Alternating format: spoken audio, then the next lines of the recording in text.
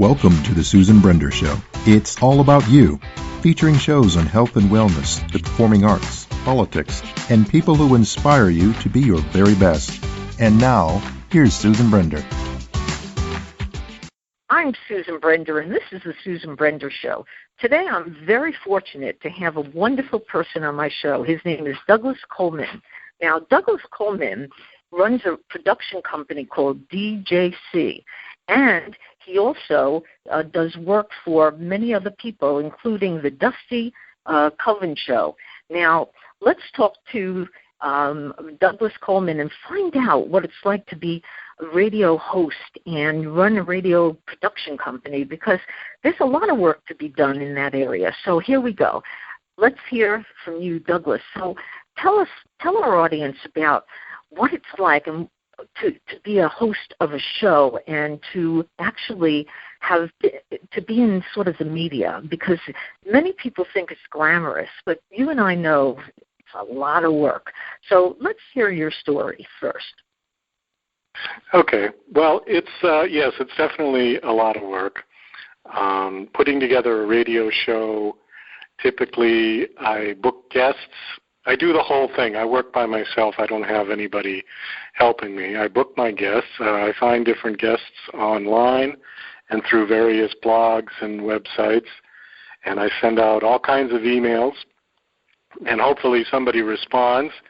And if I get somebody interested, then we pre-record the interviews via Skype usually or telephone, and then I format the interviews into an hour show with my usual introductions. I've got some sponsors now, so I've got to run their ads as well. And I do this every week. As the show has been building up, I've been getting people submitting to me, primarily musicians, because that's the main focus of my show is to feature indie artists, because I am one myself.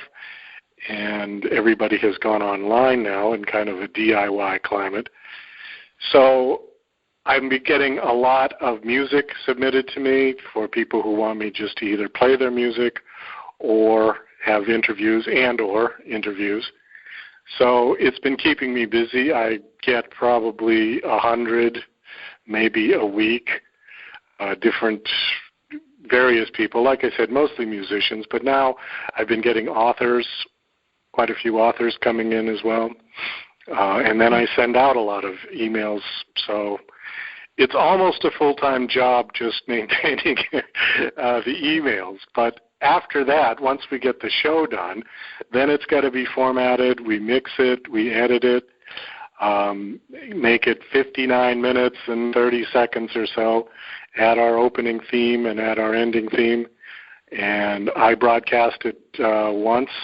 Then I send it to my syndicates, my affiliates, and they broadcast it, and then it gets into the archive on YouTube, on our YouTube channel, and it's there forever for people whenever they want to listen to it again. You know, Douglas, you and I do almost the same thing. Now, I call it a podcast or a radio show online. What do you call yours?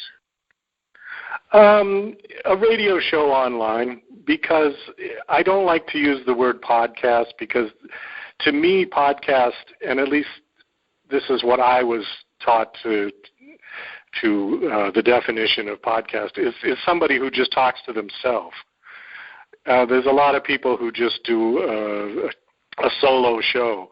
This really is more of a radio show because it's broadcast on various different radio stations, internet radio stations.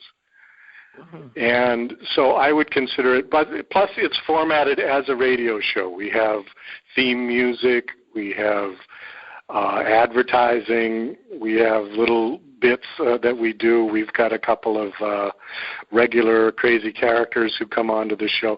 So the format of the show is really more like a radio show than a strict podcast. But, you know, I guess it's semantics whether you want to call it a radio show or podcast. Yeah. Now, I'd like you to tell our audience which show was a really exciting show and why was it?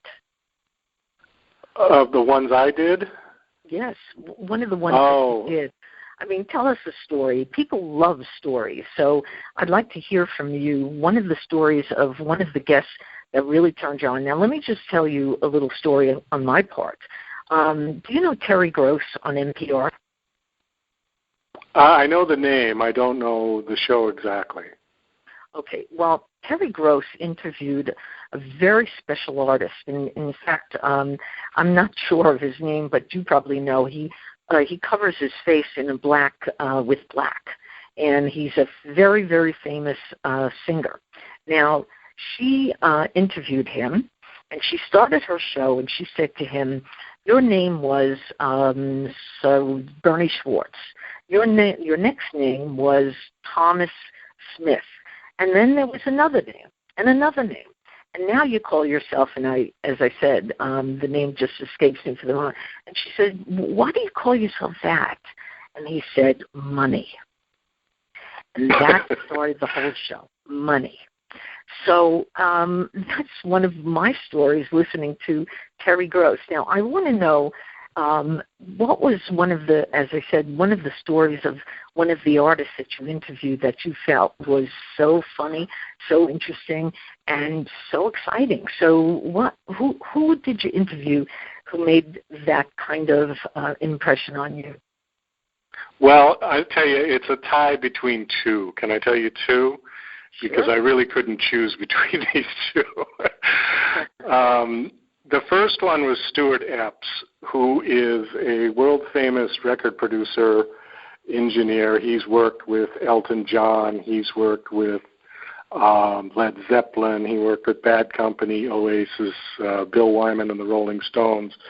Just almost anybody in the major of the British artists of the 70s and 80s. And he came on the show and told some amazing stories about when he was on tour with Elton John back in the early 70s, and they were on Elton's private jet going around the United States to various concert venues.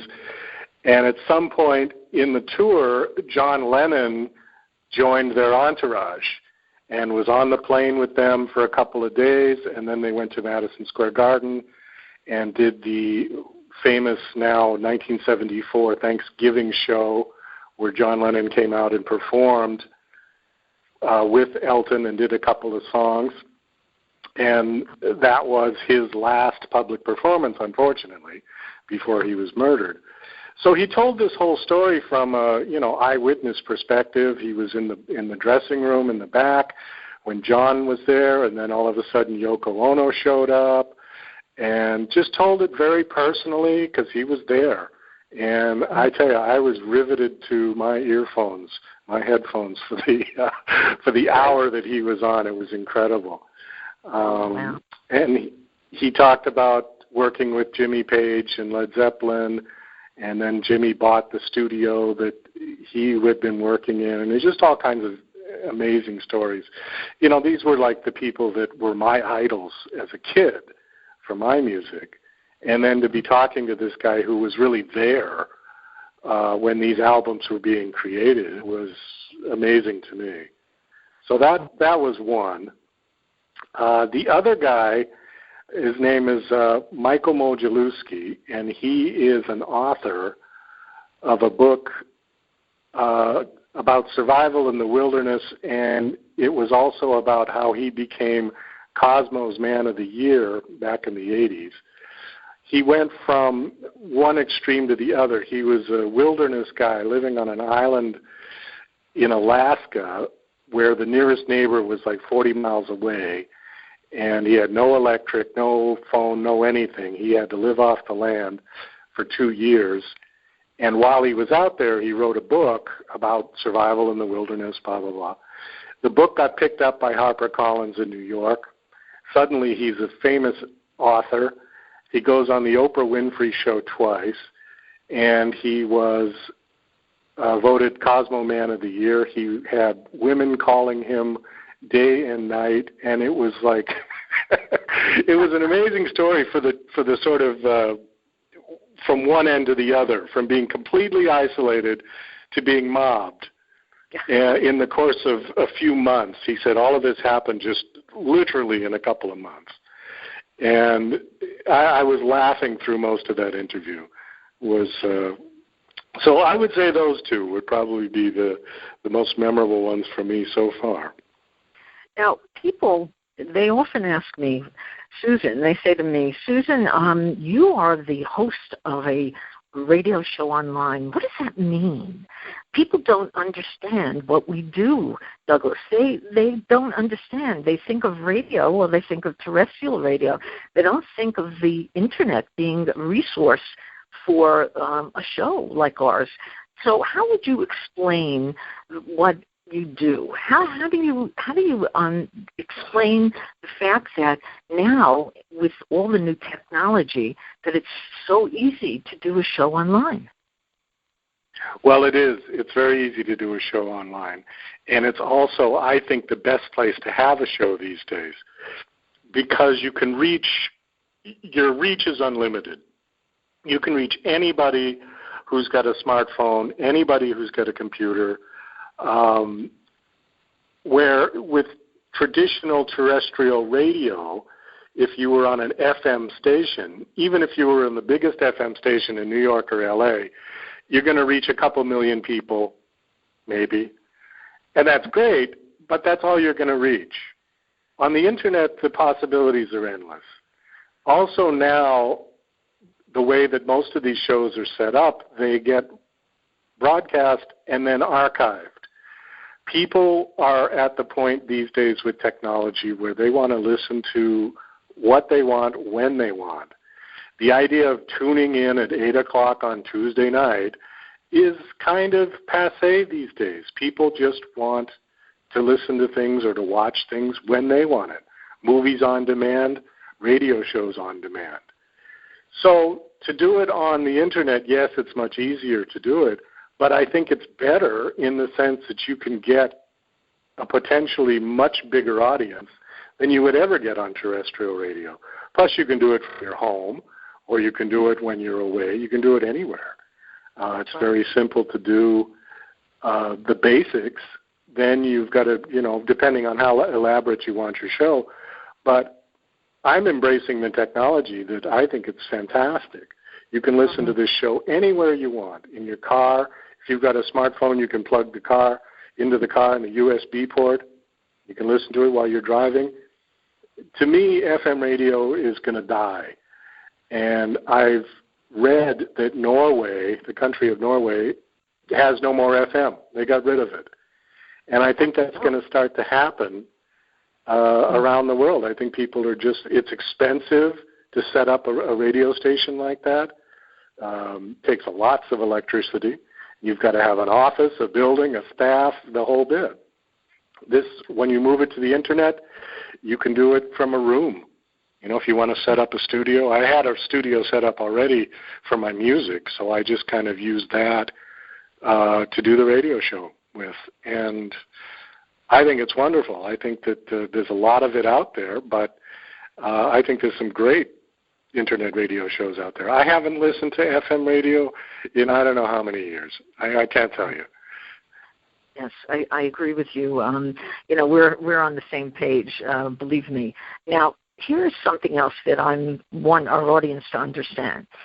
If you produce a podcast and you want people to know about it, what are some of the social media, should I call it, platforms that you use? How do you get in touch with people to listen to your show? Well, the two main ones that I use are Facebook and Twitter. And it's a slow process, but you start building up your friends list. You tweet everything. You retweet everything.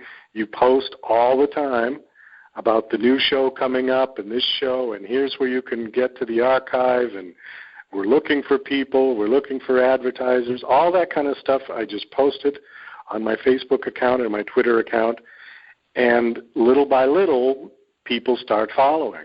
People tell their friends, it's that old thing. They tell their friends and they tell their friends, and so on and so on and so on.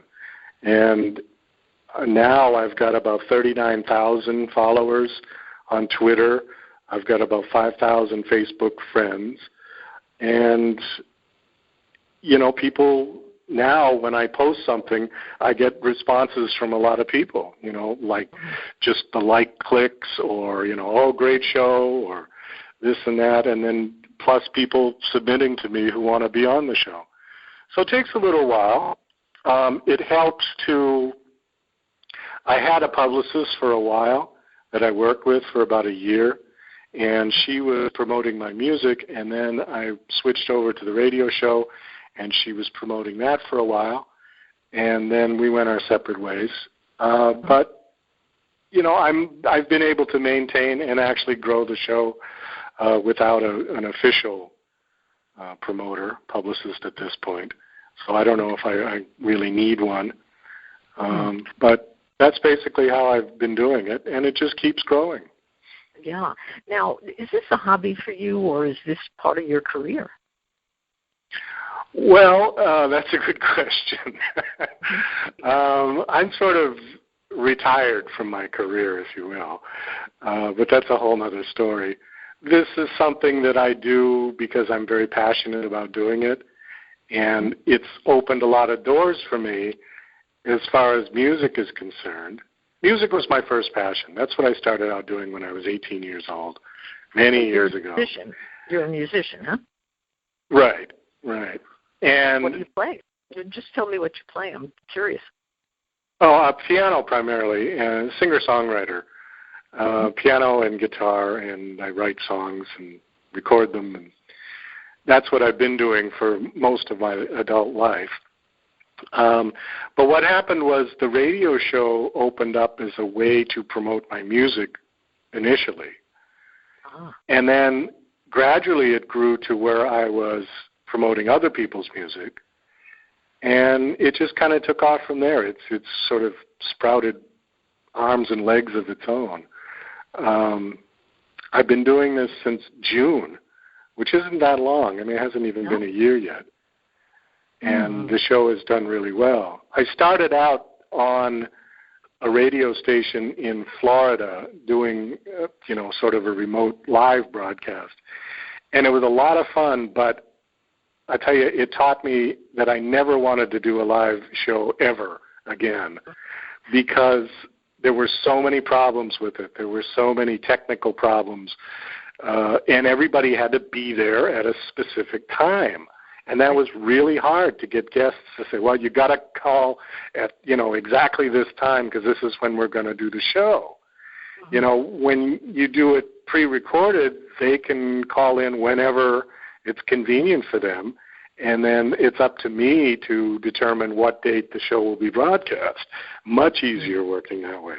Plus, if there's a technical problem, if their phone is crappy and they have no service or the Skype isn't working or something, we can reschedule, we can edit, we can get all this sort of, nasty, undesirable noise out, stuff like that. But on the live show, you just had to go. And it was great training, but I never want to do it again. Believe me, I hear you. Now, people ask me, they say, Susan, you do a radio show online. How do you get your sponsors? And I'm going to ask that to you, and I'll answer how I get mine, but please tell our audience how you get your sponsors. Well, some of them I've gotten through word of mouth, and others I've gotten through advertising. I'm running an ad on Fiverr.com, and for $5 I will mention your website or whatever, as long as I approve it, as long as it's not a distasteful website, let's say, or I'll promote somebody's album or their new single or whatever, and it's a good deal for people because they can give me the ad or I can read it. It'll be read once for the $5 fee, which is cheap. I mean, you can't really get much of anything these days for $5. No, not even. And then it goes on to the syndicates, and then it goes into the archive. So the potential to have that ad heard by many people is there. And that's what I've been doing. A couple of them I got from friends who wanted to do this or that and wanted me to promote it, so I run that ad. But that's it. I haven't really pursued sponsors heavily. I need to build up the show more first. And once I get, a bit more, a few more syndicates, a few more numbers, then I can pursue, sponsors that want to pay more money than $5. Right. Now, here's another thing. How many people do you think on Facebook, on Twitter, on Instagram, or any of the other social media sites do you have to really be considered successful? Wow, that's a good question. I don't know. I've seen really famous people on Twitter who have 10 following because they just don't use it. They just don't. That's not their thing. They're on other sites or they're off doing something else. And I've seen people who have over 1 million followers who no one's listening to their radio show. And I have a feeling that they paid to have, you can buy followers on Twitter. But it was just amazing to me that, I won't mention the show's name, but, they have like 1.3 million followers on Twitter. And when you tuned in for their show, there was like 6 people listening. And I thought, well, something's not adding up here. So I don't know. I don't think you can put a number on how many followers. I think obviously the more you have, the better, but it doesn't necessarily translate into listeners. It's hard to say because, my listener numbers, I can't tell who's listening. I can get just numbers. I said, wow, this show you had, 500 people listening. But I don't know who they are. I don't know if they're people from my Facebook or from my Twitter or, connected from friends of friends or who knows where they came from. So it's really difficult to determine. I don't know the answer to that one. Well, Douglas, we're almost at the end of the show, so I always like my guests to give the last word. There must be something important that you have to tell our audience. So please tell us if there's something that they should know more about you, more about doing this kind of work, whatever you think is really important. Well, okay. Can I give out my my website? Is that all right? Of course. Okay. Well, if people want to know more about me or they want to find out what I'm doing, you can just go to douglascolemanmusic.com, and everything is there. The radio show is there. My music that I've put out is there. Pictures, videos, everything is on that one site. So that's the place to go if you want to know more about me. I don't have any real words of wisdom for people. I think that I think it's just I'm happy to be doing what I'm doing. I think people need to be happy doing what they're doing in life because life is really too short. And if you're not doing what you're supposed to be doing, then try as hard as you can to get to that place where you can do what you want to do and what you love doing in life. So I think there's a lot of unhappiness in the world, and people need to strive to be more happy. There you go. Well, my guest today has been Douglas Coleman. Douglas has a radio show online, and also he runs a production company called DJC, and he's doing great work in building up his show. So for those of you in my audience, listen to his show and like it because it sounds like it's a wonderful show. So thank you so much, Douglas Coleman, for being on the Susan Brender Show. Well, thank you, Susan. Thank you for having me on. It was a pleasure. Thank you for listening to The Susan Brender Show. To be a guest, email sebrender@yahoo.com.